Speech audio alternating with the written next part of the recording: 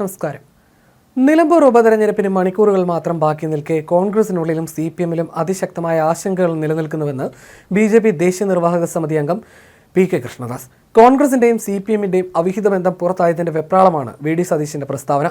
Marxist പാർട്ടിക്ക് കഴിഞ്ഞ ലോക്സഭാ തെരഞ്ഞെടുപ്പിൽ കിട്ടിയ 4 MPമാരിൽ 3 പേർ ജമാഅത്തെ ഇസ്ലാമിയുടെ സഹായം കൊണ്ട് കിട്ടിയതാണെന്നും കൃഷ്ണദാസ് ആരോപിച്ചു. ഈ നിലമ്പൂർ ഉപതെരഞ്ഞെടുപ്പ് വോട്ടിങ്ങിന് ഏതാനും മണിക്കൂറുകൾ ബാക്കി നിൽക്കെ കോൺഗ്രസ് മാർക്സിസ്റ്റ് നേതാക്കന്മാര് NDAക്കെതിരായിട്ട് BJPക്കെതിരായിട്ട് അടിസ്ഥാനരഹിതമായ ആരോപണങ്ങളുമായി രംഗത്തെത്തിയിരിക്കുകയാണ്. ഒരു കാര്യം ഉറപ്പായി, കോൺഗ്രസിനകത്തും മാർക്സിസ്റ്റ് പാർട്ടിക്കകത്തും അതിശക്തമായി ആശങ്കകളും അവ്യക്തതകളും ആശയക്കുഴപ്പങ്ങളും നിലനിൽക്കുകയാണ്. അതിന്റെ ഭാഗമായിട്ടാണ് NDAക്കെതിരായിട്ട് BJPക്കെതിരായിട്ട് ഇത്തരം അടിസ്ഥാനരഹിതമായ ആരോപണങ്ങൾ ഇരു പാർട്ടി നേതാക്കന്മാരും ഉന്നയിക്കുന്നത്.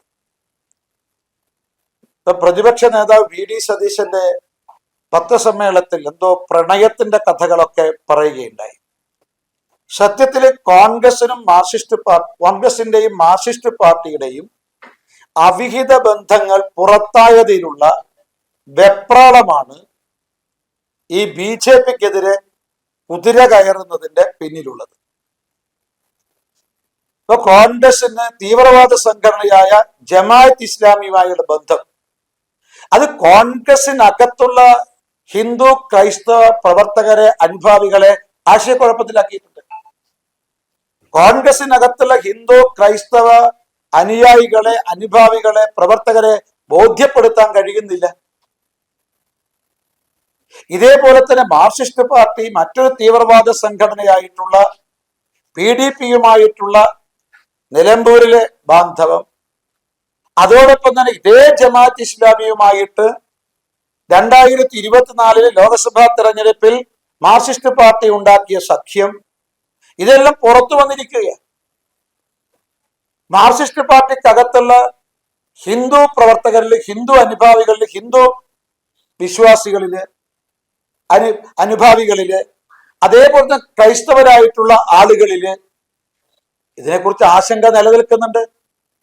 സ്വാഭാവികമായി മുസ്ലിം സമൂഹത്തിനും ആശങ്കയുണ്ട്. അതുകൊണ്ട് തങ്ങളുടെ സ്വന്തം അണികളെ പോലും ഈ പാക് തീവ്രവാദ സംഘടനകളുമായുള്ള അവിഹിത ബന്ധം അവർക്ക് ബോധ്യപ്പെടുത്താൻ കഴിയുന്നില്ല.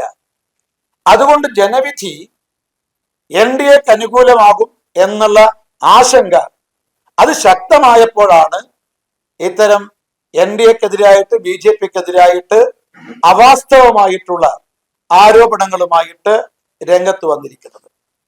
ഇപ്പൊ ജമാഅത്ത് ഇസ്ലാമി ഇപ്പൊ അവർക്കൊരു തെറ്റുമില്ല, അവർ നല്ല സംഘടനയാണെന്നാണ് VD സതീശൻ, രമേശ് ചെന്നിത്തല ഉൾപ്പെടെയുള്ള നേതാക്കന്മാർ പറയുന്നത്. പക്ഷെ ഇന്ന് ഞങ്ങള് അവരുടെ ജമാഅത്ത് ഇസ്ലാമിയുടെ അവരുടെ ആദരണീയനായ നേതാവെന്ന് അവര് കരുതുന്ന TK അബ്ദുള്ള അദ്ദേഹത്തിന്റെ പ്രസ്താവന ഇപ്പൊ ഇന്ന് സാമൂഹ്യ മാധ്യമങ്ങളിൽ പ്രചരിപ്പിക്കുന്നുണ്ട്. ജമാഅത്ത് ഇസ്ലാമിക്ക് ജനാധിപത്യത്തിൽ വിശ്വാസമില്ല, ജമാഅത്ത് ഇസ്ലാമിക്ക് മതേതരത്വത്തിലും വിശ്വാസമില്ല, ഞങ്ങൾ സായുധ കലാപത്തിലൂടെ ഇസ്ലാമിക രാഷ്ട്രം സ്ഥാപിക്കുക, ഇതാണ് ഞങ്ങളുടെ ലക്ഷ്യം. അവരുടെ ഏറ്റവും തലത്തൊട്ടപ്പനായ നേതാവിന്റെ നേതാവിന്റെ റോളല്ല, പിണറായി വിജയനെ സംരക്ഷിക്കുന്ന റോളാണ്. പക്ഷെ അത് ഞങ്ങൾക്ക് മനസ്സിലാക്കാം. കാരണം അറിയോ, ഒരു മുന്നണിയിലെ ഘടകകക്ഷി നേതൃത്വം നൽകുന്ന ഗവൺമെന്റിനെ സംരക്ഷിക്കുക എന്നുള്ളത് മുന്നണി ധർമ്മ. അതുകൊണ്ട് കോൺഗ്രസ് കേരളത്തിൽ സ്വീകരിക്കുന്നത് പിണറായി വിജയൻ ഗവൺമെന്റിനെ സംരക്ഷിക്കുക എന്നുള്ളത് കോൺഗ്രസിന്റെ മുന്നണി ധർമ്മത്തിന്റെ ഭാഗമാണ്. അവിടെ VD സതീശൻ പ്രതിപക്ഷ നേതാവിന്റെ ജോലിയിൽ നിന്ന് മാറിയിട്ട് ഒരു ഉപമുഖ്യമന്ത്രിയുടെ ജോലി ചെയ്യുന്നത്. ഇതൊക്കെ ജനങ്ങൾ മനസ്സിലാക്കുകയാണ്. ഇതൊന്നും കോൺഗ്രസിനും മാർക്സിസ്റ്റ് പാർട്ടിക്കും ഇനി ജനങ്ങളെ മുന്നിൽ മറച്ചു വെക്കാൻ സാധ്യമല്ല. സത്യത്തിൽ ഇരു പാർട്ടികളും പൂർണ്ണമായും നഗ്നരായിരിക്കുകയാണ്. ജനങ്ങൾക്ക് മുന്നിൽ ഒന്നും മറച്ചു വെക്കാനില്ലാത്ത വിധം ഇവർ പൂർണ്ണമായും നഗ്നരായിരിക്കുകയാണ്. അതിനുള്ള വെപ്രാളമാണ് ഈ BJPക്കെതിരായിട്ടുള്ള അടിസ്ഥാനരഹിതമായ ആരോപണത്തിന്റെ ആധാരം. ഇത് കോൺഗ്രസിന്റെ മാർക്സിസ്റ്റ് പാർട്ടിയുടെ വോട്ട് ബാങ്കിൽ വലിയ ചോർച്ചയുണ്ടാകും. ഞാൻ പറഞ്ഞില്ലേ, ഇപ്പൊ കോൺഗ്രസിന്റെ ഹിന്ദു വോട്ടർമാരോട്, ക്രൈസ്തവ വോട്ടർമാരോട് അവർക്ക് ഈ തീവ്രവാദ ബന്ധത്തെക്കുറിച്ച് ഉത്തരം പറയാൻ കഴിയുന്നില്ല. നാളെ മതം നോക്കി പഹൽഗാമിൽ കൊലപ്പെടുത്തിയിട്ടുള്ള അതുപോലെ ക്രൂര സംഭവങ്ങള് നിലമ്പൂരിലും നാളെ കേരളത്തിലും ആവർത്തിച്ചാൽ എന്താ പറയാൻ സാധിക്കുക? മാത്രമല്ല, ഈ കോൺഗ്രസ് മാർക്സിസ്റ്റ് പാർട്ടി നേതാക്കന്മാർ ഇവർ പലപ്പോഴും ഹിന്ദു വിരുദ്ധ നിലപാട് സ്വീകരിച്ചിട്ടുണ്ട്, അതുപോലെ തന്നെ ക്രൈസ്തവ വിരുദ്ധ നിലപാട് സ്വീകരിച്ചിട്ടുണ്ട് പാർട്ടികളും. അപ്പൊ ഇതൊക്കെ ജനങ്ങൾ കൂട്ടി വായിക്കുക. ഇപ്പോൾ തീവ്രവാദ ബന്ധം, മാർക്സിസ്റ്റ് പാർട്ടി ശബരിമലയെ അട്ടിമറിക്കാൻ ശ്രമിച്ചത്, ഭഗവാൻ അയ്യപ്പന്റെ അസ്തിത്വം തന്നെ ചോദ്യം ചെയ്യാൻ CPM നേതാക്കന്മാർ തയ്യാറായത്, അതുപോലെ തന്നെ രാമജന്മഭൂമിയെ അതിനെ സംബന്ധിച്ച് കോൺഗ്രസിന്റെ നിലപാട്.